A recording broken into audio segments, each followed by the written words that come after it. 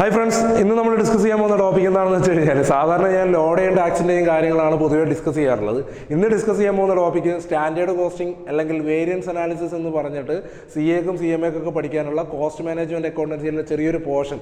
അത് പലപ്പോഴും കേട്ടിട്ടുള്ളത് പല ആൾക്കാരും ആ പെർട്ടിക്കുലർ പോർഷൻ സ്കിപ്പ് ചെയ്യലാണ്, അല്ലെങ്കിൽ ഒരു പെർട്ടിക്കുലർ ഇക്വേഷൻ വെച്ചിട്ട് അത് വർക്കൗട്ട് ചെയ്യലാണ്. അതിൻ്റെ ലോജിക്കൽ, അതിൻ്റെ ബേസ് എന്താണെന്നോ അതിൻ്റെ ലോജിക്ക് എന്താണെന്നോ അറിയാതെ അത് എങ്ങനെയെങ്കിലും ഒരു ആൻസർ കിട്ടുന്ന തരത്തിലാണ് കാര്യങ്ങൾ ചെയ്തു പോകാറ്. അപ്പോൾ അത് പഠിക്കാൻ താല്പര്യമുള്ള, അല്ലെങ്കിൽ അത് ലോജിക്കലി കുറച്ചും കൂടി സിംപ്ലി അണ്ടർസ്റ്റാൻഡ് ചെയ്യാൻ താല്പര്യമുള്ള ആൾക്കാർക്ക് വേണ്ടിയിട്ട് എനിക്കറിയാവുന്ന ചെറിയ കുറച്ച് ടെക്നിക്സുകൾ ഞാൻ നിങ്ങൾക്ക് ഷെയർ ചെയ്യുകയാണ് ഇന്നത്തെ വീഡിയോയിൽ. ഇത് കുറച്ച് ലെങ്തി ആയിരിക്കാം. ഈ ചാനൽ ഇതുവരെ സബ്സ്ക്രൈബ് ചെയ്യാതെ ആരെങ്കിലും ഇത് കാണുന്നുണ്ടെങ്കിൽ ഈ ചാനൽ സബ്സ്ക്രൈബ് ചെയ്യുക. പിന്നെ വേറൊരു സന്തോഷ വാർത്തയും കൂടിയുണ്ട്. ഇനി മുതൽ എൻ്റെ ക്ലാസ്സസ് ഓൺലൈനിൽ റിക്വസ്റ്റ് ചെയ്യുകയാണെങ്കിൽ ഓൺലൈനിൽ ക്ലാസ് പ്രൊവൈഡ് ചെയ്യാൻ വില്ലിങ് ആണ്. പ്രധാനമായിട്ടും കൊടുക്കാൻ ഉദ്ദേശിക്കുന്ന സബ്ജക്റ്റ് ലോയും, ലോ ബേസ്ഡ് ആയിട്ടുള്ള ഏത് സബ്ജക്റ്റും, പിന്നെ പ്ലസ് ടാക്സും tax and indirect tax. That means law based ആയിട്ടുള്ള ഏത് സബ്ജക്റ്റിനും ഓൺലൈൻ പ്ലാറ്റ്ഫോമിൽ ക്ലാസ് അവൈലബിൾ ആണ്. ആവശ്യമുള്ളവർ താഴെ കാണുന്ന നമ്പറിൽ മെസ്സേജ് അയക്കുക, വിളിച്ചാൽ കിട്ടില്ല. എനിവേ, നമുക്ക് കാര്യത്തിലേക്ക് കിടക്കാം. എല്ലാ ആൾക്കാരും ഒരു ബുദ്ധിമുട്ടായിട്ട് പറയുന്ന ഒരു ഏരിയയാണ് സ്റ്റാൻഡേർഡ് കോസ്റ്റിംഗ്. അപ്പോൾ അതിനെ എങ്ങനെ നമുക്ക് ഈസിലി അണ്ടർസ്റ്റാൻഡ് ചെയ്ത് വെക്കാം. അപ്പോൾ ഏതൊരു മാനുഫാക്ചറിങ് യൂണിറ്റിനെ സംബന്ധിച്ചിടത്തോളം അവർക്കൊരു പ്രൊഡക്റ്റ് ഉണ്ടാക്കുകയാണെങ്കിൽ കുറഞ്ഞത് 4 ചിലവുകൾ വരും. കോസ്റ്റിംഗ് ആസ്പെക്റ്റിൽ പറയുകയാണെങ്കിൽ 4 ഡിഫറൻ്റ് ആയിട്ടുള്ള ചിലവുകൾ വരും. അതിൽ ഏറ്റവും പ്രധാനപ്പെട്ട ചിലവ് എന്ന് പറയുന്നത് ഒന്ന് മെറ്റീരിയലാണ്, മെറ്റീരിയലിൻ്റെ കോസ്റ്റാണ്. 2 അതുമായി ബന്ധപ്പെട്ട ലേബർ കോസ്റ്റാണ്. മൂന്നാമത്തത് വേരിയബിൾ ഓവർ ഹെഡ് ആണ്. ഫോർ എക്സാമ്പിൾ ഇലക്ട്രിസിറ്റി ബില്ല്, അങ്ങനെയുള്ള കുറച്ച് കാര്യങ്ങളൊക്കെ കൂട്ടാം. 4 ഫിക്സ്ഡ് ഓവർ ഹെഡ് ആണ്. സൂപ്പർവൈസേഴ്സ് കോസ്റ്റ്, അല്ലെങ്കിൽ അവിടുത്തെ വാച്ച്മാൻ്റെ കോസ്റ്റ്, അങ്ങനെയൊക്കെ വരുന്ന ഫിക്സ്ഡ് ആയിട്ടുള്ള, നമ്മളെ പ്രൊഡക്ഷനുമായിട്ട് നേരിട്ട് ബന്ധമില്ല, പക്ഷേ അതില്ലാതെ പ്രൊഡക്ഷൻ നടക്കില്ല എന്നൊക്കെ പറയുന്ന തരത്തിലുള്ള കോസ്റ്റ്. എനിവേ, ഈ 4 കോസ്റ്റിനും ഒരു പ്രൊഡക്ഷൻ നടത്തുന്ന ഒരു യൂണിറ്റ് അല്ലെങ്കിൽ ഒരു മാനുഫാക്ചറിങ് യൂണിറ്റ് ഒരു പെർട്ടിക്കുലർ പീരീഡിലേക്ക് ഏകദേശം ഒരു ബജറ്റ് ഇട്ട് വെക്കും. ഇത്ര ക്വാണ്ടിറ്റി പ്രൊഡക്റ്റ് ഉണ്ടാക്കണം, ഇത്രയും ക്വാണ്ടിറ്റി പ്രൊഡക്റ്റ് ഉണ്ടാക്കണമെങ്കിൽ ഇത്ര മെറ്റീരിയൽ വേണം, ഇത്ര ലേബർ വേണം, ഇത്ര വേരിയബിൾ ഓവർ ഹെഡ് ആവുള്ളൂ, ഇത്ര ഫിക്സ്ഡ് ഓവർ ഹെഡ് ആണെന്ന് പറഞ്ഞിട്ട് ഓൾറെഡി ഒരു ബജറ്റ് ഫിക്സ് ചെയ്തിട്ടുണ്ടാവും. എന്നിട്ട് നമ്മൾ സാധാരണഗതിയിൽ ആ ബജറ്റ് എപ്പോഴും ഉണ്ടാക്കുന്നത് ഒരു പ്രൊഡക്ഷൻ അല്ലെങ്കിൽ ഒരു പരിപാടി തുടങ്ങുന്നതിന് മുമ്പാണ് ബജറ്റ് ഉണ്ടാക്കുക.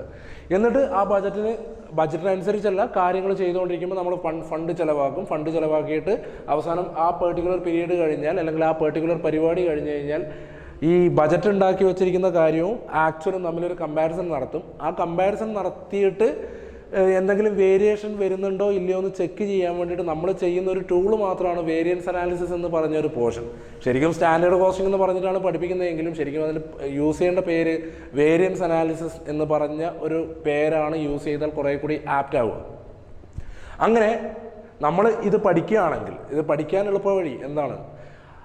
ഈ വേരിയൻസ് അനാലിസിസ് പഠിക്കുമ്പോൾ നമുക്ക് ഒരു പ്രൊഡക്ഷനുമായിട്ട് ബന്ധപ്പെട്ട് വരാവുന്ന 4 തരം എക്സ്പെൻഡിച്ചറാണെന്ന് പറഞ്ഞു. അതിനെ മെറ്റീരിയലിനെ സെപ്പറേറ്റ് ചെയ്തു, ലേബറിനെ സെപ്പറേറ്റ് ചെയ്തു, വേരിയബിൾ ഓവർഹെഡിനെ സെപ്പറേറ്റ് ചെയ്തു, അതേപോലെ ഫിക്സ്ഡ് ഓവർഹെഡിനെയും എന്ത് ചെയ്തു?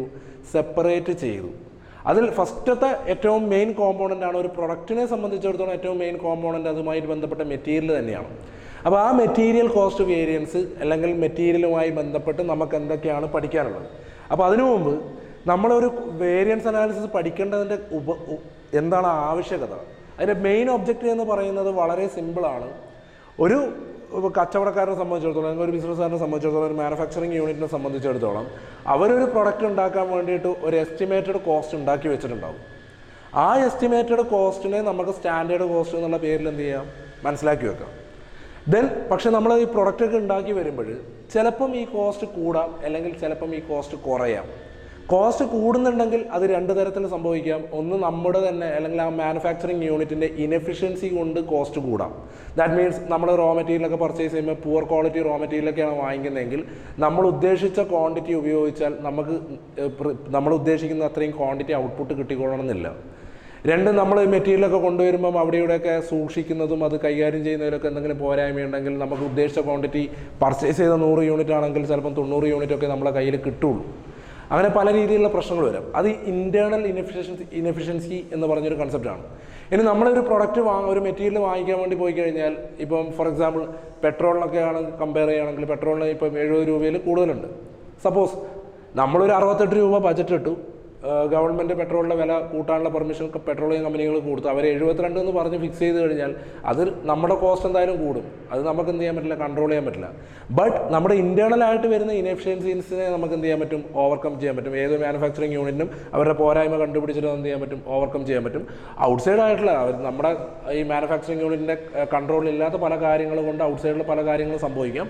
അത് കൺട്രോളബിൾ അല്ല. ബട്ട് ഇൻറ്റേർണലായിട്ടുള്ള കാര്യങ്ങൾ കൊണ്ടാണോ നമ്മൾക്ക് ചിലവ് കൂടിയത് അല്ലെങ്കിൽ ചിലവ് കുറഞ്ഞത്, അതിനെ ഒന്ന് കൺട്രോൾ ചെയ്യാൻ വേണ്ടിയിട്ടും നമ്മളെ കോസ്റ്റ് കൺട്രോൾ ചെയ്യാനൊക്കെ വേണ്ടിയിട്ടാണ് ഉപയോഗിക്കുന്നത്, സ്റ്റാൻഡേർഡ് കോസ്റ്റിംഗ് എന്ന് പറഞ്ഞ ടൂൾ ഉപയോഗിക്കുന്നത്. ദെൻ നമ്മളെ പ്രശ്നം അതല്ല, നമുക്കിത് എങ്ങനെ എക്സാമിന് എന്ത് ചെയ്യാൻ പറ്റും, ആൻസർ ഫൈൻഡ് ഔട്ട് ചെയ്യാൻ പറ്റും. അതിൽ നമ്മൾ മെറ്റീരിയൽ കോസ്റ്റ് വേരിയൻസ് എന്ന് പറഞ്ഞ സംഭവം എടുക്കുകയാണെങ്കിൽ ഏറ്റവും പ്രധാനപ്പെട്ട ഒരു പ്രൊഡക്റ്റ് ഉണ്ടാക്കുകയാണെങ്കിൽ ഏറ്റവും പ്രധാനപ്പെട്ടതാണെന്ത്, മെറ്റീരിയൽ. നല്ലൊരു ഭാഗം 40 to 60% എന്തായാലും മെറ്റീരിയൽ കോസ്റ്റ് തന്നെ ആയിരിക്കും. അങ്ങനെ ഒരു പ്രൊഡക്റ്റ് ഉണ്ടാക്കണമെങ്കിൽ സപ്പോസ് അതിനെ എക്സാമ്പിളിഫൈ ചെയ്ത് പറയാം. എനിക്ക് സി എന്ന് പറയുന്ന ഒരു പ്രൊഡക്റ്റ് ഉണ്ടാക്കണം എന്ന് വിചാരിക്കുക. പ്രൊഡക്റ്റ് സി, ഈ പ്രൊഡക്റ്റ് സി ഉണ്ടാക്കാൻ വേണ്ടിയിട്ട് എ എന്ന് പറയുന്ന ഒരു മെറ്റീരിയലും ബി എന്ന് പറയുന്ന ഒരു മെറ്റീരിയലും ഉപയോഗിച്ചിട്ടാണ് ഏതുണ്ടാക്കുന്നത്, പ്രൊഡക്റ്റ് സി ഉണ്ടാക്കുന്നതെന്ന് കരുതുക. അപ്പോൾ എ എന്ന് പറയുന്ന മെറ്റീരിയലും ബി എന്ന് പറയുന്ന മെറ്റീരിയലും. എന്നിട്ട് നമ്മൾക്ക് എക്സാം പോയിന്റ് ഓഫ് വ്യൂവിൽ എപ്പോഴും തരുന്ന കാര്യം എന്താണെന്ന് വെച്ച് കഴിഞ്ഞാൽ ഒരു സ്റ്റാൻഡേർഡ് ബേസായിട്ട് തരും. ബേസായിട്ടൊരു സ്റ്റാൻഡേർഡ്. ഫോർ എക്സാമ്പിൾ ഈ കേസ് തന്നെ എടുക്കുകയാണെങ്കിൽ 6 kg റോ മെറ്റീരിയൽ എയും 4 kg റോ മെറ്റീരിയൽ ബിയും തന്നു എന്ന് കരുതുക. 6 kg റോ മെറ്റീരിയൽ എയും 4 kg റോ മെറ്റീരിയൽ ബിയും. നമ്മുടെ സാധാരണ കമ്പനിയുടെ കണക്ക് പ്രകാരം ഇത്രയും ക്വാണ്ടിറ്റി മെറ്റീരിയൽ ഇട്ട് കഴിഞ്ഞാൽ, അതായത് ഇത് ടോട്ടൽ ചെയ്യുമ്പോൾ 10 kg ആയി. ഇത്രയും ക്വാണ്ടിറ്റി മെറ്റീരിയൽ ഇട്ട് കഴിഞ്ഞാൽ 8 കിലോഗ്രാം സി എന്ന് പറയുന്ന ഔട്ട്പുട്ട് കിട്ടും എന്ന് കരുതുക. 8 കിലോഗ്രാം. ഒന്നും കൂടി ആവർത്തിക്കുക. 6 kg മെറ്റീരിയൽ എയും 4 kg മെറ്റീരിയൽ ബിയും ടോട്ടൽ 10 kg ആയി. ഈ 10 kg ഇതിനെ നമുക്ക് ഇൻപുട്ട് എന്ന് വിളിക്കാം. ഇൻപുട്ട് ഇട്ട് കഴിഞ്ഞാൽ എത്ര kg ഔട്ട്പുട്ട് കിട്ടും, 8 kg ഔട്ട്പുട്ട് കിട്ടും. അപ്പോൾ ശരിക്കും ആലോചിക്കുക, 8 kg ഔട്ട്പുട്ട് കിട്ടാൻ വേണ്ടിയിട്ട് നമുക്ക് എത്ര kg ഇൻപുട്ട് ഇടണം. അപ്പോൾ നമുക്ക് തന്നിരിക്കുന്ന സ്റ്റാൻഡേർഡ് പ്രകാരം 8 kg ഔട്ട്പുട്ട് കിട്ടാൻ വേണ്ടിയിട്ട് 10 kg ഇൻപുട്ട് ഇടണം എന്ന് കരുതുക. ദെൻ ഈ മെറ്റീരിയൽ എൻ്റെ പെർ kg പ്രൈസും നമുക്ക് തരും ക്വസ്റ്റ്യനിൽ. മിക്കവാറും സപ്പോസ് നമുക്കൊരു എക്സാമ്പിളിന് വേണ്ടിയിട്ട് ഇതിന് 20 രൂപ എന്ന് വെക്കാം. ബിയുടെ പ്രൈസ് 10 രൂപ എന്ന് വെക്കാം. 1 കിലോന്, 1 കിലോഗ്രാമിന് 10 രൂപ, എക്ക് 1 കിലോഗ്രാമിന് 20 രൂപ. സോ നമ്മളെ സംബന്ധിച്ചിടത്തോളം സ്റ്റാൻഡേർഡ് ഇത് ഈ 6 കിലോഗ്രാം എന്നുള്ളത് 6 ലിറ്റർ ആവാം, 4 കിലോഗ്രാം എന്നുള്ളത് 4 യൂണിറ്റ് ആവാം, 6:4 ആവാം. ഇത് പേഴ്സൻറ്റേജിലാവും, 60-40 പ്രപ്പോർഷനിലാവാം. ഏത് രീതിയിൽ വേണമെങ്കിലും നമുക്ക് സ്റ്റാൻഡേർഡ് തരാം. നമുക്കൊരു ബേസ് അണ്ടർസ്റ്റാൻഡിങ്ങിന് വേണ്ടിയിട്ട് തൽക്കാലം ഞാൻ ഇത് കിലോഗ്രാമിലാണ് പറയുന്നത്. 6 കിലോഗ്രാം എയും 4 കിലോഗ്രാം ബിയും കൂടി ഇട്ട് കഴിഞ്ഞാൽ 8 കിലോഗ്രാം സി എന്ന് പറയുന്ന ഔട്ട്പുട്ട് കിട്ടും. അപ്പോൾ 10 കിലോഗ്രാം ഇൻപുട്ട് ഇട്ടാലേ 8 കിലോഗ്രാം ഔട്ട്പുട്ട് കിട്ടുള്ളൂ. നമ്മൾ സ്റ്റാൻഡേർഡ് ഫിക്സ് ചെയ്തിരിക്കുന്ന, അല്ലെങ്കിൽ കമ്പനി സ്റ്റാൻഡേർഡ് ഫിക്സ് ചെയ്തിരിക്കുന്നത് 10 കിലോഗ്രാം ഇൻപുട്ട് ഇട്ടാൽ 8 കിലോഗ്രാം ഔട്ട്പുട്ട് കിട്ടും. എനിവേ, ഇനി ഇത് തന്നതിന് ശേഷം നമ്മുടെ ക്വസ്റ്റ്യൻ്റെ പാറ്റേൺ പ്രകാരം നമുക്ക് രണ്ടാമതൊരു ഡാറ്റ തരും. ആ ഡാറ്റയെ നമ്മൾ പറയുന്ന പേര് ആക്ച്വൽ ഔട്ട്പുട്ട് എന്ന് പറഞ്ഞൊരു ക്വാണ്ടിറ്റിയാണ് തരിക. ഒരു പെർട്ടിക്കുലർ പീരീഡിൽ ആക്ച്വൽ ഔട്ട്പുട്ട് എന്ന് പറഞ്ഞൊരു ഇത്ര ക്വാണ്ടിറ്റി കിട്ടിയതായിട്ട് നമുക്ക് അങ്ങോട്ട് തരും. സപ്പോസ് ഈ കേസിൽ ഒരു 200 kg ആണ് ഔട്ട്പുട്ട് എന്ന് കരുതുക. 200 kg ആണ് ഔട്ട്പുട്ട്. ക്വസ്റ്റ്യനിൽ തരുന്ന ഡാറ്റയാണ്, ഞാൻ ജസ്റ്റ് ഒന്ന് ഇല്ലസ്ട്രേറ്റ് ചെയ്യുന്നതേ ഉള്ളൂ. ഈ 200 kg ഔട്ട്പുട്ട് കിട്ടാൻ വേണ്ടിയിട്ട് ആക്ച്വലായിട്ട് മെറ്റീരിയൽ എ 160 കിലോഗ്രാം ഉപയോഗിച്ചു എന്ന് കരുതുക. മെറ്റീരിയൽ ബി 110 കിലോഗ്രാം ഉപയോഗിച്ചു എന്ന് കരുതുക. സ്റ്റാൻഡേർഡ് ആയിട്ടുള്ള റേറ്റ് തന്നിരിക്കുന്നത് 20ഉം 10ഉം ആണ്. പക്ഷേ ഇത് ആക്ച്വലി വാങ്ങിച്ചപ്പോൾ മെറ്റീരിയൽ എക്ക് 21 രൂപയായി, മെറ്റീരിയൽ ബിക്ക് 11 രൂപയായെന്നും കരുതുക. അപ്പോൾ ക്വസ്റ്റ്യൻ്റെ ഡാറ്റ കംപ്ലീറ്റ് ആയി. ക്വസ്റ്റ്യൻ്റെ ഡാറ്റ ഇതാണ്. ആദ്യം ഒരു ബേസായിട്ട് കുറച്ചൊരു മിനിമം സ്റ്റാൻഡേർഡ് തന്നു. ആ സ്റ്റാൻഡേർഡ് 6 കിലോ എയും 4 കിലോ ബിയും ഇട്ടാൽ നമുക്ക് സി എന്ന് പറയുന്ന പ്രൊഡക്റ്റ് 8 കിലോഗ്രാം കിട്ടും. ദെൻ മെറ്റീരിയൽ എയുടെ സ്റ്റാൻഡേർഡ് പ്രൈസ് 1 കിലോഗ്രാമിന് 20 രൂപയാണ്. മെറ്റീരിയൽ ബിയുടെ സ്റ്റാൻഡേർഡ് പ്രൈസ് 1 കിലോഗ്രാമിന് 10 രൂപയാണ്. ഇനി ഇതിനെങ്ങനെ നമുക്ക് പെട്ടെന്ന് ആൻസറിലേക്ക് എത്താം. അപ്പോൾ മെറ്റീരിയൽ കോസ്റ്റ് വേരിയൻസുമായി ബന്ധപ്പെട്ടിട്ട് മാക്സിമം 5 വേരിയൻസ് ആണ് നമുക്ക് പഠിക്കാനുള്ളത്. ശരിക്കും പറഞ്ഞാൽ 5 വേരിയൻസ് ഇല്ല, ആകെ 2 വേരിയൻസേ ഉള്ളൂ. ഒന്ന് നമ്മളുടെ ക്വാണ്ടിറ്റിയിലുള്ള നമ്മൾ ഉപയോഗിച്ചതിൻ്റെ അളവ് കൂടിയതിൻ്റെ പേരിലോ കുറഞ്ഞതിൻ്റെ പേരിലോ ഉണ്ടാകുന്ന ഒരു വേരിയൻസ്, അതിനെ ക്വാണ്ടിറ്റി വേരിയൻസ് എന്ന് പറയും. യൂസേജ് വേരിയൻസ് എന്നുള്ള പേരിലും അറിയപ്പെടും, ക്വാണ്ടിറ്റി വേരിയൻസ്, യൂസേജ് വേരിയൻസ്. അല്ലെങ്കിൽ പ്രൈസിലുള്ള, അതായത് നമ്മൾ വാങ്ങിക്കാൻ ഉദ്ദേശിച്ച പ്രൈസ് 10ഉം ശരിക്കും ഉണ്ടായ പ്രൈസ് 11ഓ 9ഓ ഒക്കെ ആണെങ്കിൽ ഉണ്ടാകുന്ന ഒരു വേരിയൻസിനെയാണ് എന്ത് പറയുന്നത്, പ്രൈസ് വേരിയൻസ്. ശരിക്കും പറഞ്ഞാൽ കോസ്റ്റിങ്ങിൽ അല്ലെങ്കിൽ വേരിയൻസ് അനാലിസിൽ ആകെ രണ്ട് വേരിയൻസേ ഉള്ളൂ. ഒന്നുകിൽ പ്രൈസ് വേരിയൻസ് അല്ലെങ്കിൽ ക്വാണ്ടിറ്റി വേരിയൻസ്, യൂസേജ് വേരിയൻസ് എന്നും പറയാം. ഓക്കെ, ഇനി ഇതിനെ നമുക്കൊന്നും കൂടി എലോബറേറ്റ് ചെയ്തിട്ടോ അല്ലെങ്കിൽ ഒന്നും കൂടി ബൈഫർക്കേറ്റ് ചെയ്തിട്ടോ മറ്റ് വേരിയൻസിലേക്ക് എത്താം. ബട്ട് നമ്മൾ എക്സാം പോയിന്റ് ഓഫ് വ്യൂവിൽ 5 വേരിയൻസുകളെ കുറിച്ചാണ് അറിഞ്ഞിരിക്കേണ്ടത്. അതിൽ ഏറ്റവും പ്രധാനപ്പെട്ടത് ടോട്ടൽ കോസ്റ്റ് വേരിയൻസ് ആണ്. അതിനുശേഷം അതിനെ സ്പ്ലിറ്റ് ചെയ്ത് കഴിഞ്ഞാൽ മെറ്റീരിയൽ യൂസേജ് വേരിയൻസ് കിട്ടും. അതിനെ ഒരു ഭാഗത്ത് സ്പ്ലിറ്റ് ചെയ്ത് കഴിഞ്ഞാൽ മെറ്റീരിയൽ പ്രൈസ് വേരിയൻസ് കിട്ടും. ഇനി മെറ്റീരിയൽ യൂസേജ് വേരിയൻസിനെ വേണമെങ്കിൽ പിന്നെയും രണ്ടായിട്ട് സബ് ഡിവൈഡ് ചെയ്യുക. അതിലൊന്ന് മെറ്റീരിയൽ മിക്സ് വേരിയൻസ് എന്ന് പറയും, മറ്റേതിനെ മെറ്റീരിയൽ ഈൽഡ് വേരിയൻസ് എന്ന് പറയും. ഇനി ഇതിനെ നമുക്ക് എങ്ങനെ എന്ത് ചെയ്യാം, കാൽക്കുലേറ്റ് ചെയ്യാം. അപ്പോൾ ഈ ഒരു ഡാറ്റ വെച്ചിട്ട് നമുക്ക് ഇതിൻ്റെ വേരിയൻസ് എങ്ങനെ ഫൈൻഡ് ഔട്ട് ചെയ്യാം എന്ന് നോക്കാം. അപ്പോൾ ഈ മെറ്റീരിയൽ വേരിയൻസ് കണ്ടുപിടിക്കാൻ വേണ്ടിയിട്ട് നമ്മൾ എന്തൊക്കെ കാര്യങ്ങളാണ് പ്രധാനമായിട്ടും ശ്രദ്ധിക്കേണ്ടത്. എപ്പോഴും ഒരു ക്വസ്റ്റ്യൻ കിട്ടിക്കഴിഞ്ഞാൽ, അപ്പോൾ ഈ ക്വസ്റ്റ്യൻ്റെ ഡാറ്റ ഒന്നും കൂടി പറയാം. സ്റ്റാൻഡേർഡ് തന്നു 6 കിലോയും 4 കിലോയും 20 രൂപയും 10 രൂപയും തന്നിട്ടുണ്ട്. ടോട്ടൽ 10 കിലോ ഇട്ടാൽ 8 കിലോ ഔട്ട്പുട്ട് കിട്ടും. ഇതാണ് ക്വസ്റ്റ്യൻ്റെ first part. This is first part. This is second part. Actually ആ ഒരു പെർട്ടിക്കുലർ പീരീഡിൽ 200 കിലോഗ്രാമാണ് പ്രൊഡക്റ്റ് ഉണ്ടാക്കിയത്. അതിന് ഉപയോഗിച്ച ക്വാണ്ടിറ്റി എന്ന് പറയുന്നത് 160 കിലോഗ്രാം എയും 110 കിലോഗ്രാം ബിയുമാണ് ഉപയോഗിച്ചിട്ടുള്ളത്. പക്ഷേ സ്റ്റാൻഡേർഡ് റേറ്റ് 20 കിലോഗ്രാമാണ് ഫിക്സ് ചെയ്തതെങ്കിൽ നമ്മൾ വാങ്ങിച്ചപ്പോൾ 21 രൂപ വെച്ചിട്ടാണ് വാങ്ങിച്ചത്. ഇവിടെ ബി എന്ന് പറയുന്നത് 10 ഫിക്സ് ചെയ്തതെങ്കിൽ 11 രൂപ വെച്ച് ചിലവായി. ഇനി ഇങ്ങനെ ഒരു ക്വസ്റ്റ്യൻ കിട്ടി. അപ്പോൾ നമ്മൾ എന്ത് ചെയ്യണം, 2-3 രീതിയിൽ ഇതിനെ വർക്കൗട്ട് ചെയ്യാം. ഏറ്റവും എളുപ്പമുള്ള രീതികൾ ഒന്ന് എപ്പോഴും ശ്രദ്ധിക്കേണ്ട കാര്യം, നമുക്ക് വേണമെങ്കിൽ 2 രീതിയിൽ ഇതിന് ഇക്വേഷൻ ഒന്നും വെക്കാതെ തന്നെ ലോജിക്കലി നമുക്ക് അപ്ലൈ ചെയ്യാം. അതിന് ഏറ്റവും പ്രധാനമായിട്ട് ശ്രദ്ധിക്കേണ്ടത്, ഞാനൊരു ചെറിയൊരു ഡീവിയേഷൻ എക്സ്ട്രാ പറയുന്നതാണ്. ഇത് നിങ്ങൾ ആൻസറിൻ്റെ പാർട്ടായിട്ട് കൂട്ടണ്ട. ഇത് തൽക്കാലം നിങ്ങൾക്കൊരു അണ്ടർസ്റ്റാൻഡിങ്ങിന് വേണമെങ്കിൽ മനസ്സിലാക്കി വെക്കാം. 10 കിലോഗ്രാം ക്വാണ്ടിറ്റി ഇട്ടാൽ 8 കിലോഗ്രാം ഔട്ട്പുട്ട് കിട്ടുമെന്നാണ് പറഞ്ഞത്. ആ 10 കിലോഗ്രാം ക്വാണ്ടിറ്റി ഇടാൻ വേണ്ടിയിട്ട് നമുക്ക് വരുന്ന ചിലവ് എത്രയാണെന്ന് നോക്കാം. സപ്പോസ് 6 കിലോഗ്രാം എക്ക് ഇൻറ്റു 20 വെച്ച് കൂട്ടുകയാണെങ്കിൽ 120 രൂപ വരും. 6 കിലോ എ എന്ന് പറയുന്ന മെറ്റീരിയൽ ഇടാൻ 120 രൂപ ചിലവ് വരും. 4 കിലോഗ്രാം ബിക്ക് സ്റ്റാൻഡേർഡ് പ്രകാരം 10 രൂപ വെച്ച് കൂട്ടിക്കഴിഞ്ഞാൽ 40 രൂപ വരും. അപ്പോൾ ടോട്ടൽ 160 രൂപ 10 കിലോ ഇൻപുട്ട് ഇടാൻ വേണ്ടിയിട്ട് കമ്പനി എക്സ്പെക്റ്റ് ചെയ്തിരിക്കുന്ന അല്ലെങ്കിൽ ഫിക്സ് ചെയ്തിരിക്കുന്ന സ്റ്റാൻഡേർഡ് പ്രൈസ് 160 രൂപയാണ്. ഈ 160 രൂപ ചിലവാക്കിയാൽ കമ്പനിക്ക് കിട്ടണ്ട അല്ലെങ്കിൽ കമ്പനിയുടെ കണക്ക് പ്രകാരം 10 കിലോ റോ മെറ്റീരിയൽ ഇൻട്രൊഡ്യൂസ് ചെയ്ത് കഴിഞ്ഞാൽ 8 കിലോഗ്രാം സി എന്ന് പറയുന്ന ഔട്ട്പുട്ട് കിട്ടണം. അങ്ങനെയാണെങ്കിൽ 160 രൂപ ചിലവാക്കിയാൽ എത്ര കിലോഗ്രാം ഔട്ട്പുട്ട് കിട്ടണം? 8 കിലോഗ്രാം ഔട്ട്പുട്ട് കിട്ടണം. അങ്ങനെയാണെങ്കിൽ 1 കിലോഗ്രാം ഔട്ട്പുട്ട് കിട്ടാൻ എത്ര രൂപ ചിലവാക്കണം കമ്പനി എന്ന് നോക്കാം. വളരെ സിമ്പിളാണ്. 160 രൂപ ചിലവാക്കിയാൽ 8 കിലോഗ്രാം കിട്ടും. അങ്ങനെയാണെങ്കിൽ 1 കിലോഗ്രാം കിട്ടാൻ എത്ര പൈസ ചിലവാക്കണം? ശരിക്കും ഒന്ന് ആലോചിച്ച് നോക്കൂ. വളരെ സിമ്പിളായിട്ട് തന്നെ കിട്ടുമല്ലോ. 160 രൂപ divided by 8. 160 divide by 8. So 1 kilogram standard output കിട്ടണമെങ്കിൽ 20 രൂപ കമ്പനി എന്ത് ചെയ്താൽ മതി? ചിലവാക്കിയാൽ മതി എന്നുള്ള ഒരു കാൽക്കുലേഷൻ കിട്ടുകയാണെങ്കിൽ ഇത് വളരെ യൂസ്ഫുൾ ആയിരിക്കും. ഇതിനെ നമ്മൾ സ്റ്റാൻഡേർഡ് കോസ്റ്റ് ഫോർ പ്രൊഡക്റ്റ് എന്ന് പറയും. Standard cost for standard product അല്ലെങ്കിൽ standard per K G, standard unit എന്നൊക്കെ പറയാം. 1 കിലോഗ്രാം സ്റ്റാൻഡേർഡ് ഔട്ട്പുട്ട് കിട്ടാൻ വേണ്ടിയിട്ട് 20 രൂപ ചിലവാക്കിയാൽ മതി. ഇതൊരു ബേസിന് വേണ്ടി ഞാൻ പറഞ്ഞതാണ്. ഇത് നിർബന്ധമൊന്നുമില്ല. നമുക്ക് വേണമെങ്കിൽ ഒന്നും കൂടി വേറെ രീതിയിൽ പറയാം. ഇനി ഇത് ഇത്രയും പറഞ്ഞ കാര്യങ്ങളൊന്നും കൂടി റീപ്രൊഡ്യൂസ് ചെയ്തു നമുക്ക് ലോജിക്കലി ഇതെങ്ങനെ ആൻസർ ചെയ്യാം. ലോജിക്കലി ആൻസർ ചെയ്യാൻ വേണ്ടിയിട്ട് നമ്മൾ ചെയ്യേണ്ടത്, തൽക്കാലം ഞാൻ ഈ 160 എന്നുള്ളത് ഒന്ന് മായ്ക്കുകയാണ്. ഓക്കെ, ലോജിക്കലി ആൻസർ ചെയ്യാൻ വേണ്ടിയിട്ട് എന്ത് ചെയ്യണം? നമ്മൾക്ക് ആക്ച്വലി ഔട്ട്പുട്ട് കിട്ടിയത് 200 കിലോഗ്രാം ആണ്. അത് കറക്റ്റാണ്. 200 കിലോഗ്രാം ഔട്ട്പുട്ട് ഉണ്ട്. അതിൻ്റെ ഡാറ്റ ഇവിടെ തന്നിട്ടുണ്ട്. ഇനി നമ്മളെപ്പോഴും ചിന്തിക്കേണ്ടത് സ്റ്റാൻഡേർഡ് കോസ്റ്റിംഗ് അല്ലെങ്കിൽ വേരിയൻസ് അനാലിസിസിന് എന്ത് കാര്യം ചെയ്യാൻ തുടങ്ങുന്നതിന് മുമ്പ് ഫസ്റ്റ് ചെയ്യേണ്ടത്, വളരെ ഇമ്പോർട്ടൻ്റ് ആയിട്ട് ശ്രദ്ധിക്കേണ്ടതും, ഇത്രയും ക്വാണ്ടിറ്റി ഔട്ട്പുട്ട് കിട്ടാൻ വേണ്ടിയിട്ട് അതായത് 200 കിലോഗ്രാം ഔട്ട്പുട്ട് കിട്ടാൻ വേണ്ടിയിട്ട് എത്ര ക്വാണ്ടിറ്റി റോ മെറ്റീരിയൽ ഇടണം ഇൻപുട്ടായിട്ട്? അപ്പോൾ 200 കിലോഗ്രാം ഔട്ട്പുട്ട് കിട്ടാൻ വേണ്ടിയിട്ട് എത്ര ക്വാണ്ടിറ്റി റോ മെറ്റീരിയൽ ഇൻപുട്ടായിട്ട് ഇടണം? അപ്പോൾ ഇത് ഔട്ട്പുട്ടാണ്.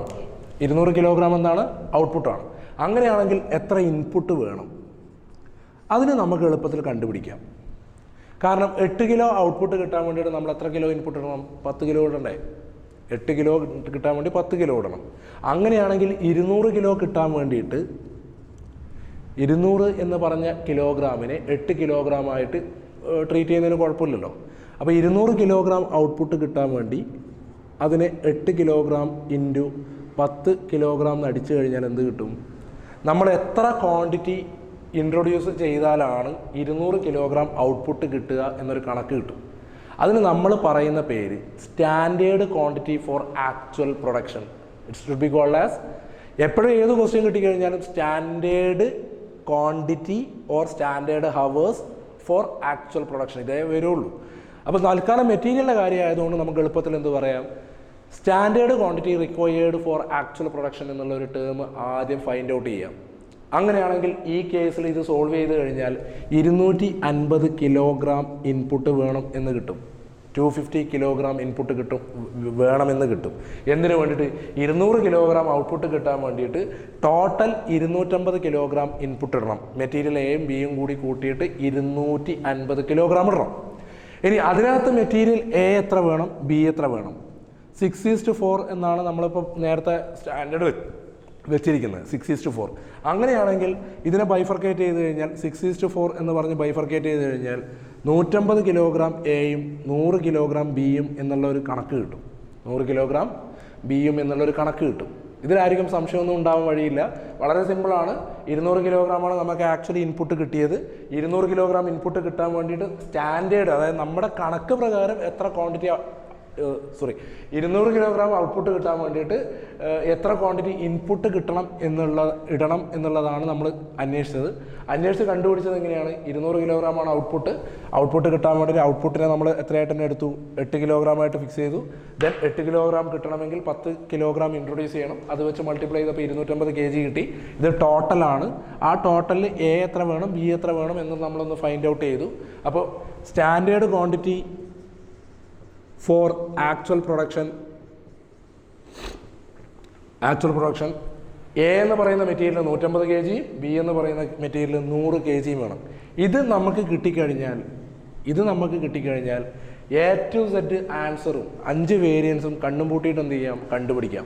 എപ്പോഴും ഇതാണ് ഫൈൻഡ് ഔട്ട് ചെയ്യേണ്ടത്. ഏത് ക്വസ്റ്റ്യൻ കിട്ടിക്കഴിഞ്ഞാലും ഫസ്റ്റ് ഫൈൻഡ് ഔട്ട് ചെയ്യേണ്ട കാര്യം standard quantity required for actual production. ഇനി ലേബറിൻ്റെ കാര്യമാണെങ്കിൽ സ്റ്റാൻഡേർഡ് ലേബർ അല്ലെങ്കിൽ standard labour hours required for actual production എന്നുള്ള രീതിയിലേക്ക് എന്ത് ചെയ്യണം? വരണം. എനിവേ അങ്ങനെയാണെങ്കിൽ ഇത് കിട്ടിയല്ലോ.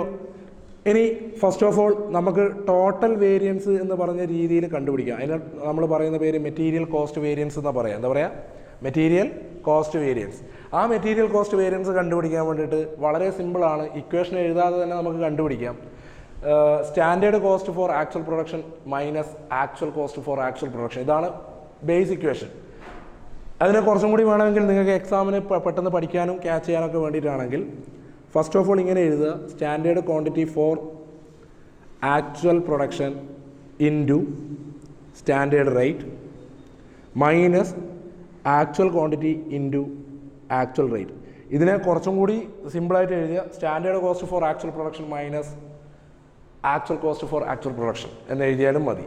ഇനി ഇക്വേഷൻ വെച്ച് സോൾവ് ചെയ്യാൻ ആരെങ്കിലും ആഗ്രഹിക്കുന്നുണ്ടെങ്കിൽ ഇവിടെ എഴുതുക standard quantity required for actual production.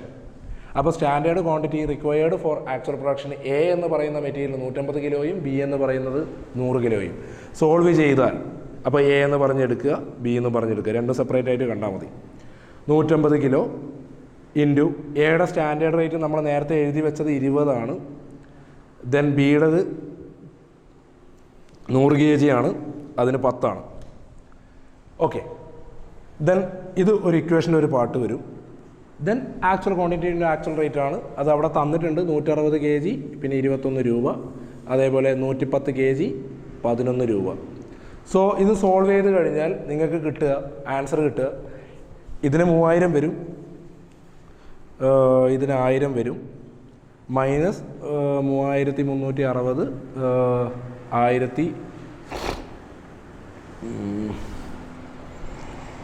1210 ഇങ്ങനെയാണ് വരിക.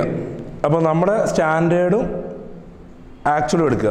സ്റ്റാൻഡേർഡ് കുറവും ആക്ച്വൽ കൂടുതലാണ്. അതായത് നമ്മൾ പ്രതീക്ഷിച്ചത് 3000 രൂപയാണ് മെറ്റീരിയൽ എക്ക് ചിലവാകേണ്ടത് കണക്ക് പ്രകാരം. പക്ഷേ നമുക്ക് ചിലവായത് എത്രയായി?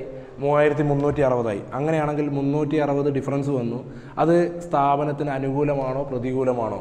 Very simple. സ്ഥാപനത്തിന് എന്തല്ല, നമ്മൾ വിചാരിച്ചതിനെക്കാട്ടിയും ചിലവ് കൂടി കഴിഞ്ഞാൽ അതൊരിക്കലും സ്ഥാപനത്തിന് ഗുണകരമല്ല. അതുകൊണ്ട് അതിനെ നമ്മൾ അഡ്വേഴ്സ് എന്നുള്ള ചിഹ്നം ഇടും. അതേപോലെ 1000 മൈനസ് 1210, 210 അധികമാണ്. നമ്മൾ വിചാരിച്ച കണക്ക് പ്രകാരം എത്രയേ വരാൻ പാടുള്ളൂ? 1000 വരാൻ പാടുള്ളൂ. നമുക്ക് എത്ര വന്നു? 1210 വന്നു. അതും നമ്മളെ സംബന്ധിച്ച് എന്താണ്? അഡ്വേഴ്സ് ആണ്. ഇത് രണ്ടും ടോട്ടൽ ചെയ്യുക. അങ്ങനെയാണെങ്കിൽ 570 വരും. 570 എന്താണ്? അഡ്വേഴ്സ് ആണ്. ഇത് ഇനി കുറച്ചും കൂടി ഇത് നമ്മൾ ഇക്വേഷൻ വെച്ചിട്ട് ഇപ്പോൾ കണ്ടുപിടിച്ചതാണ്. ഇനി ഇക്വേഷൻ വെക്കാതെ നമുക്ക് കണ്ടുപിടിക്കാൻ പറ്റും. ഞാൻ തുടക്കത്തിലൊരു കാര്യം പറഞ്ഞിട്ടുണ്ടായിരുന്നു. 1 കിലോഗ്രാം പ്രൊഡക്റ്റ് ഉണ്ടാക്കാൻ വേണ്ടിയിട്ട് വരുന്ന സ്റ്റാൻഡേർഡ് കോസ്റ്റ് എന്ന് പറയുന്നത് 20 രൂപയാണ്. അങ്ങനെയാണെങ്കിൽ 200 കിലോഗ്രാം പ്രൊഡക്റ്റ് കിട്ടാൻ വേണ്ടിയിട്ട് ഇതിനെ തന്നെ വേറെ രീതിയിൽ എങ്ങനെ കണ്ടുപിടിക്കാൻ നോക്കാം. 200 കിലോഗ്രാം കിട്ടാൻ വേണ്ടിയിട്ട് 1 കിലോഗ്രാമിന് 20 രൂപയാണ് ചിലവാവേണ്ടത്. അങ്ങനെയാണെങ്കിൽ 200 കിലോഗ്രാം കിട്ടാൻ വേണ്ടിയിട്ട് 20 രൂപ വെച്ച് ചിലവാക്കുകയാണെങ്കിൽ ടോട്ടൽ എത്ര വരണം? 4000 രൂപ വരണം. എത്ര വരണം? 4000 രൂപ വരണം. ആ 4000 രൂപയെ ശരിക്കും വന്ന ചിലവ് എത്രയാണ്? അത് ക്വസ്റ്റ്യനിൽ തന്നെ ഇവിടെ തന്നിട്ടുണ്ട്. ഇത് രണ്ടും കൂടി കൂട്ടിക്കഴിഞ്ഞാൽ കിട്ടും. 3360 1210 4570 വരും ശരിക്കും വന്ന ചിലവ്. ഇതിനെ നമ്മൾ പറയുന്ന പേര് standard cost for actual production.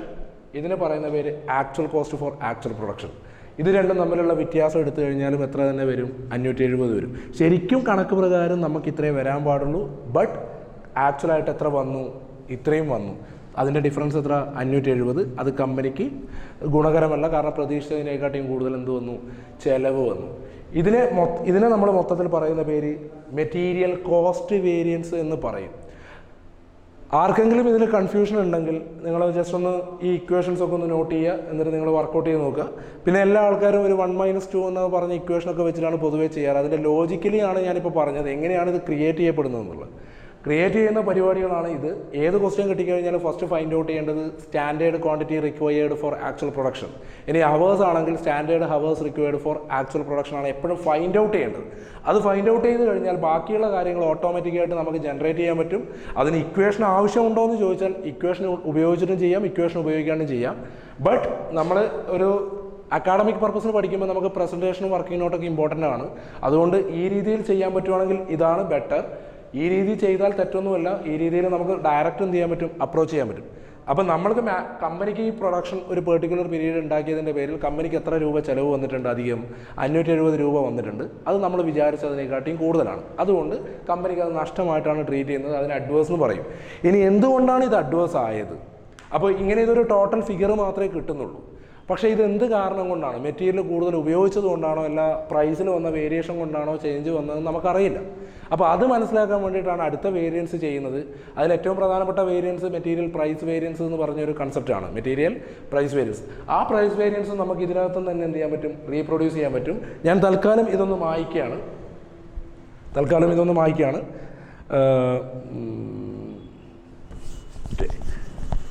Material price variance.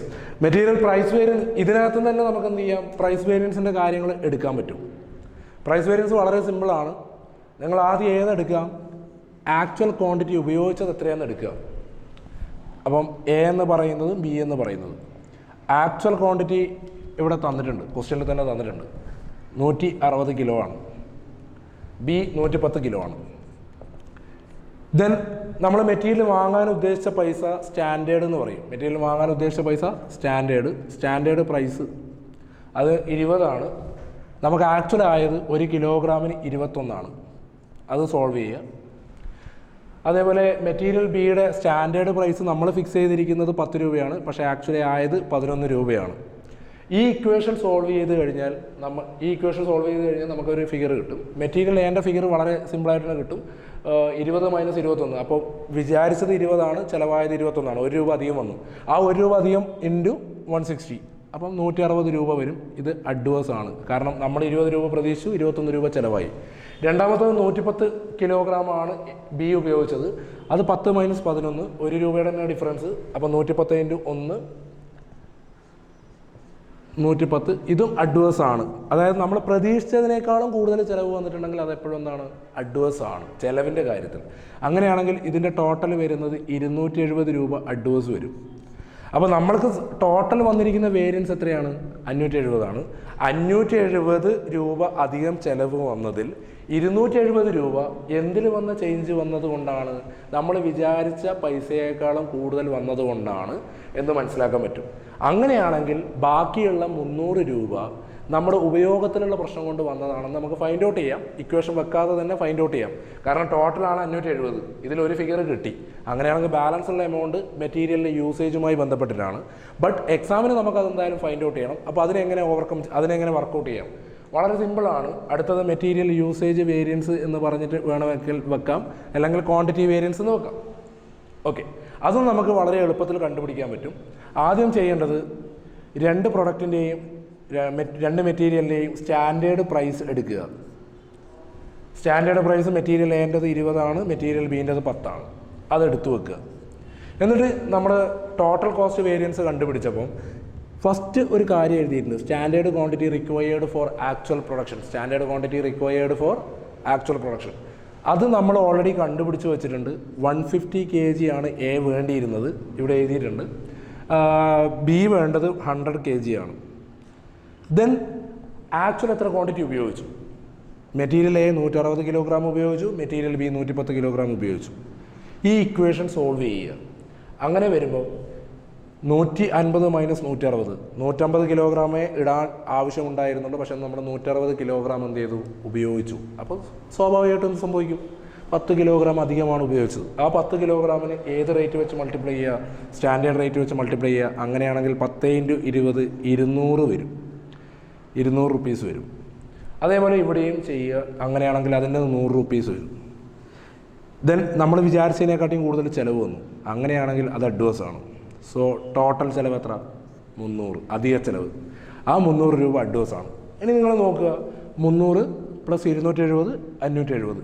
570 എന്ന് പറയുന്നത് ടോട്ടലായിരുന്നു.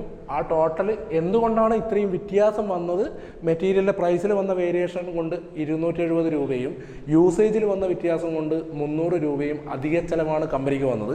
അങ്ങനെയാണ് 570 രൂപ എന്ത് ചെയ്തത്, ചിലവായത്. Clear?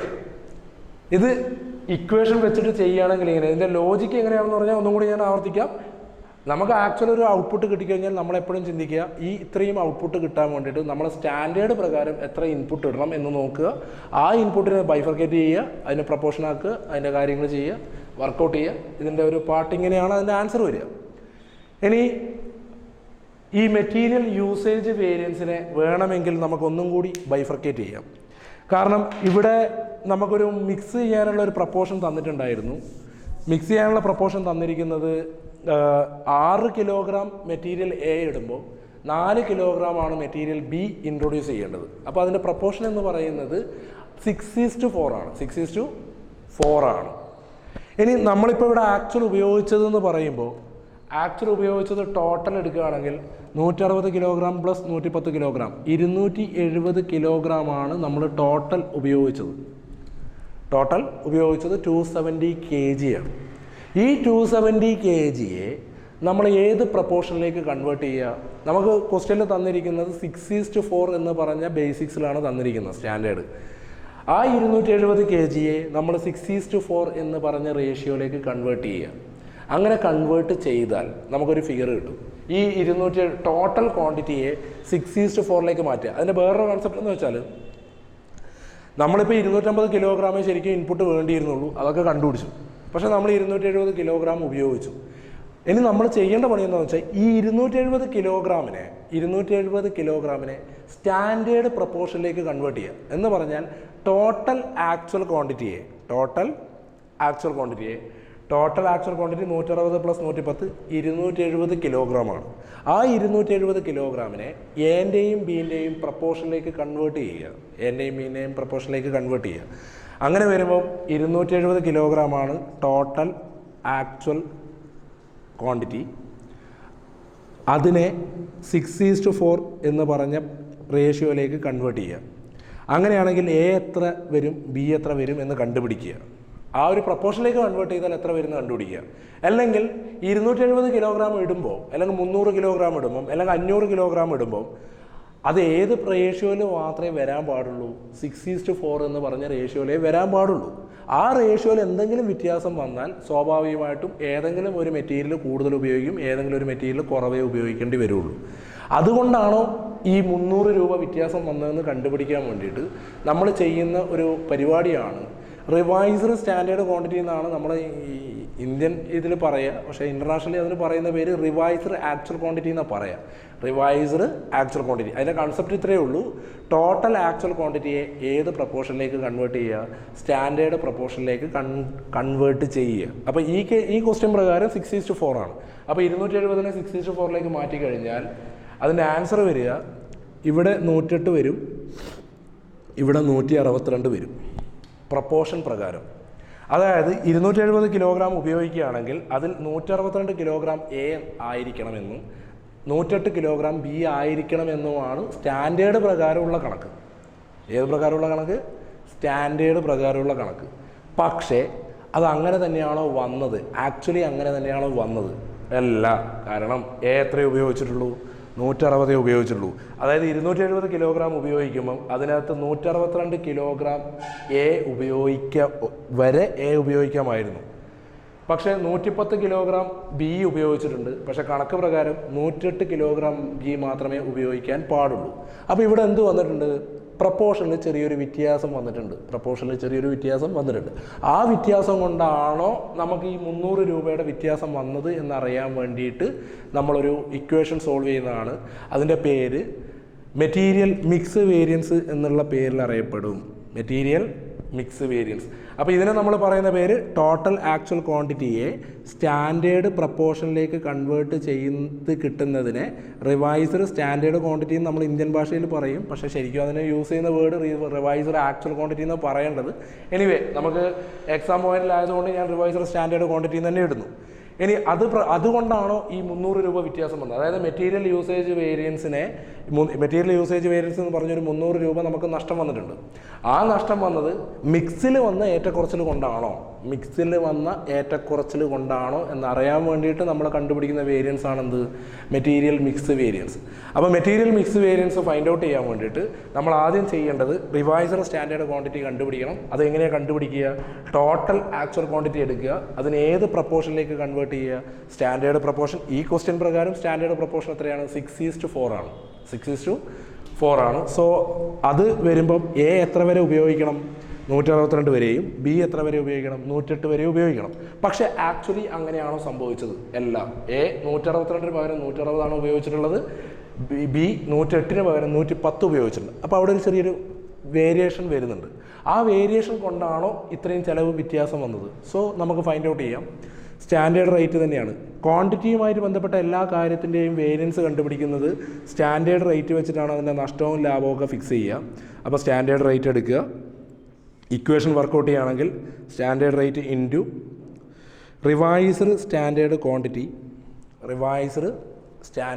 Quantity minus actual quantity എന്ന് പറഞ്ഞ ഇക്വേഷൻ സോൾവ് ചെയ്താൽ മതി. Revised standard quantity minus actual quantity എന്നുള്ള ഇക്വേഷൻ എന്ത് ചെയ്താൽ മതി? സോൾവ് ചെയ്താൽ മതി. വളരെ സിമ്പിളായിട്ട് കിട്ടും.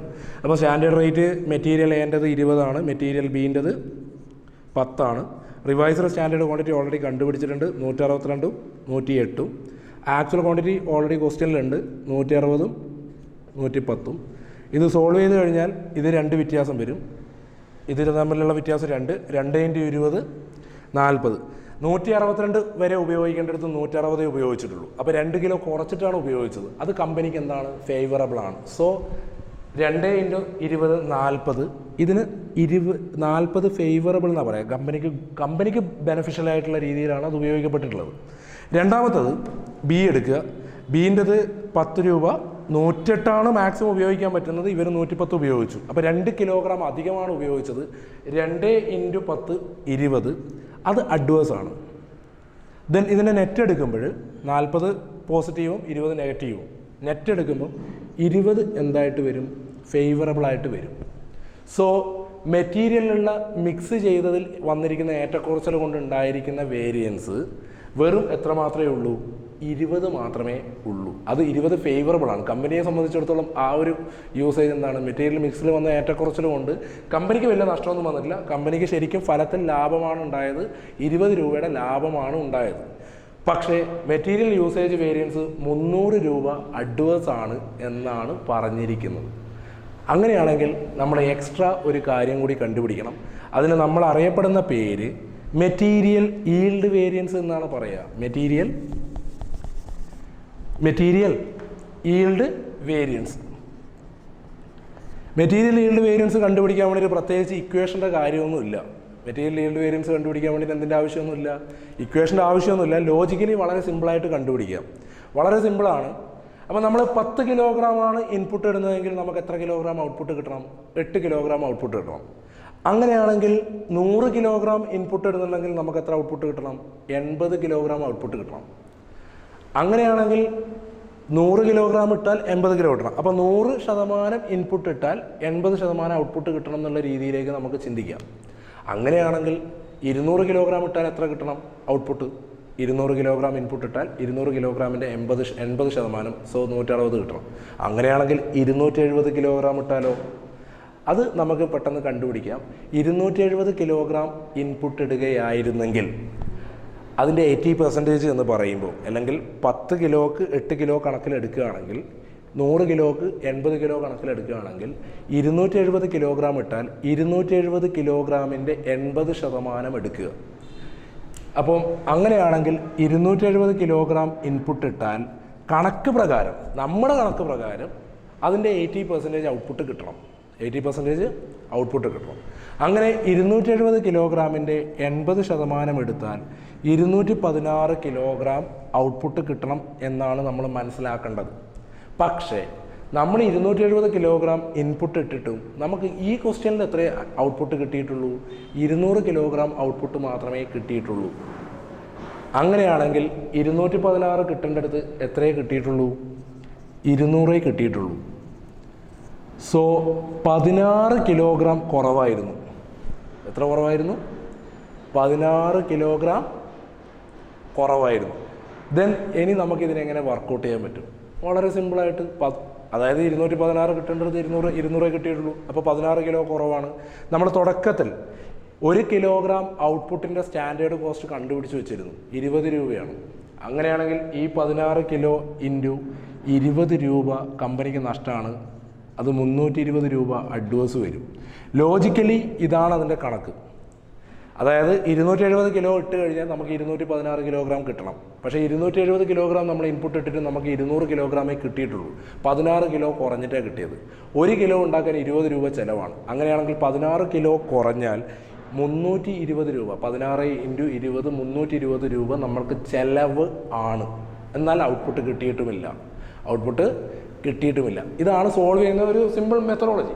ഇനി ഇത് ഞാൻ സ്ട്രെയിറ്റ് അവേ ചെയ്തതാണ്. ഇനി നിങ്ങൾക്ക് അത് ഇക്വേഷൻ വെച്ച് ചെയ്യണമെന്നുണ്ടെങ്കിൽ നിങ്ങൾ എന്ത് ചെയ്യുക? മെറ്റീരിയൽ ഈൽഡ് വേരിയൻസ് എന്ന് പറഞ്ഞിട്ടൊരു ഇക്വേഷൻ നിങ്ങൾക്ക് ഫൈൻഡ് ഔട്ട് ചെയ്യാം.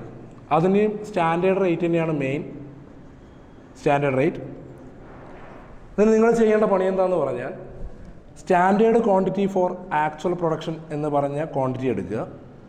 Standard quantity for actual production അത് നമ്മൾ തുടക്കത്തിലേ കണ്ടുപിടിച്ചിട്ടുണ്ട്, 150 100. ദെൻ റിവൈസ്ഡ് സ്റ്റാൻഡേർഡ് ക്വാണ്ടിറ്റി എത്രയാണെന്ന് നമ്മൾ നേരത്തെ കണ്ടുപിടിച്ചിട്ടുണ്ട്, അത് 162, ദെൻ 108. ഈ ഇക്വേഷൻ സോൾവ് ചെയ്താലും മതി. ഇങ്ങനെയുള്ള ഇക്വേഷൻ സോൾവ് ചെയ്താൽ മതി. Standard rate into standard quantity for actual production minus actual quantity. So standard quantity for actual ഇത് സോൾവ് ചെയ്താലും കിട്ടും. അപ്പം ഇവിടെ ഡിഫറൻസ് വരുന്ന 12, സ്റ്റാൻഡേർഡ് റേറ്റ് 20, 240 വരും. ഇത് അഡ്വേഴ്സ് ആണ്. ദെൻ ഇത് 8, 100 കിലോ ഉപയോഗിക്കേണ്ടടുത്ത് 108 ഉപയോഗിച്ചു. 8 × 10 80 വരും. ടോട്ടൽ 320 അഡ്വേഴ്സ് ആണ്. ഓക്കെ, ഇത് ഇങ്ങനെ കണ്ടുപിടിച്ചാലും ആൻസർ 320 തന്നെ. ഈ രീതിയിൽ ഇക്വേഷൻ എഴുതി കണ്ടുപിടിച്ചാലും ആൻസർ എത്ര തന്നെയാണ്? 20 തന്നെയാണ്. എനിവേ ഞാനിതിപ്പോൾ ഒരു ലോജിക്കലി എനിക്കൊരു പ്രസൻറ്റ് ചെയ്യണം തോന്നിയതുകൊണ്ട് ഞാൻ പ്രസൻറ്റ് ചെയ്തതാണ്. ഇത് കണ്ടിട്ട് നിങ്ങൾക്ക് ഈ രീതിയിൽ പ്രസൻറ്റേഷൻസ് ആവശ്യമുണ്ടെങ്കിൽ ഇങ്ങനെയുള്ള കോസ്റ്റിങ്ങുമായിട്ട് ബന്ധപ്പെട്ട സബ്ജക്റ്റിൽ ഇങ്ങനെ കാര്യങ്ങൾ ഇങ്ങനെയൊക്കെ ലോജിക്കലി ഇത് എന്ത് ചെയ്യാൻ പറ്റും, പ്രസൻറ്റ് ചെയ്യാനും പഠിക്കാനൊക്കെ പറ്റും. പക്ഷേ നമ്മൾ ലോജിക്ക് അറിയാതെ കോസ്റ്റിങ്ങിനെ അപ്രോച്ച് ചെയ്ത് കഴിഞ്ഞാൽ പലപ്പോഴും കോസ്റ്റിങ്ങിൻ്റെ എക്സാമിന് ഒരിക്കലും ടൈം കിട്ടില്ല. മാത്രമല്ല നമുക്കൊരു മിനിമം ടൈമിൽ കോസ്റ്റിങ്ങിൻ്റെ പ്രോബ്ലംസ് കംപ്ലീറ്റ് ചെയ്യാൻ പറ്റില്ല. പലപ്പോഴും എക്സാമിന് ഈ കോസ്റ്റിംഗ് എന്ന് പറഞ്ഞ പേപ്പറിന് പല ആൾക്കാർക്കും മാർക്ക് കുറയുന്നത് ഈ ലോജിക്കലി അല്ലാതെ നമ്മൾ ബ്ലൈൻഡായിട്ട് ഇക്വേഷൻസ് വെച്ച് ഇങ്ങനെയാണെന്ന് വെച്ച് പഠിക്കുമ്പോഴാണ് പലപ്പോഴും മാർക്കൊക്കെ കുറയുന്നത്. അല്ലാതെ കോസ്റ്റിംഗ് എന്ന് പറഞ്ഞ സബ്ജക്റ്റ് സിമ്പിളാണ്. ഈ പ്രസൻറ്റേഷൻ നിങ്ങൾക്ക് ഇഷ്ടപ്പെട്ടിട്ടുണ്ടെങ്കിൽ നിങ്ങൾ എനിക്ക് താഴെ കമൻറ്റ് ബോക്സിൽ കാര്യങ്ങൾ ഇട്ട് കഴിഞ്ഞാൽ എനിക്ക് മനസ്സിലാവും. കാരണം നിങ്ങൾ വീഡിയോ കാണുന്നു, അതിന് പോസിറ്റീവായാലും നെഗറ്റീവായാലും അതിൻ്റെ ഫീഡ്ബാക്ക് കിട്ടിക്കഴിഞ്ഞാൽ എനിക്ക് കുറച്ചും കൂടി ഇത് ഇടാനുള്ളൊരു മോട്ടിവേഷൻ ആവും. എനിവേ ഞാനൊരു കോസ്റ്റിങ്ങിൻ്റെ ഫാക്കൽറ്റി ഒന്നുമല്ല, ബട്ട് എനിക്കറിയാവുന്ന കുറച്ച് കാര്യങ്ങൾ നിങ്ങളുമായിട്ട് ഷെയർ ചെയ്ത്. എൻ്റെ ശരിക്കുള്ള ഡൊമൈൻ എന്ന് പറയുന്ന ലോ ബേസ്ഡ് സബ്ജക്റ്റ് ആണ്. കുറച്ച് കുട്ടികൾ ഇങ്ങനെ 2-3 ദിവസമായിട്ട് പറയുന്നു ഈ സ്റ്റാൻഡേർഡ് കോസ്റ്റിംഗ് സ്കിപ്പ് ചെയ്യുകയാണ്, അത് ചെയ്യുകയാണ്, ഇത് ചെയ്യുകയാണെന്നൊക്കെ. അപ്പം ഞാൻ പറഞ്ഞു എന്നാൽ ഒരു പ്രസൻറ്റേഷൻ ചെയ്തേക്കാം എന്ന് വെച്ചിട്ടാണ് ഈ പ്രസൻറ്റേഷൻ ചെയ്തത്. എനിവേ ഞാൻ നേരത്തെ പറഞ്ഞു ഓൺലൈനായിട്ടുള്ള ഒരു പ്ലാറ്റ്ഫോമിലേക്ക് മാറാൻ വേണ്ടി ആഗ്രഹിക്കുന്നുണ്ട്. നിങ്ങളുടെ സപ്പോർട്ട് ഉണ്ടെങ്കിൽ എന്തായാലും അടുത്ത് തന്നെ വളരെ നിയറസ്റ്റ് ഏപ്രിൽ ആകുമ്പോഴേക്ക് ഓൺലൈൻ ക്ലാസ്സസിലേക്കുള്ള പ്ലാറ്റ്ഫോമിലേക്ക് ഞാൻ മാറും. എല്ലാ ആൾക്കാർക്കും നല്ല എക്സാം എഴുതുന്ന എല്ലാ ആൾക്കാർക്കും ഈ ക്ലാസ് കൊണ്ട് ഉപകാരം ഉണ്ടാവട്ടെ എന്ന് ആഗ്രഹിക്കുന്നു. Thank you. അടുത്ത സെഷനിൽ കാണാം.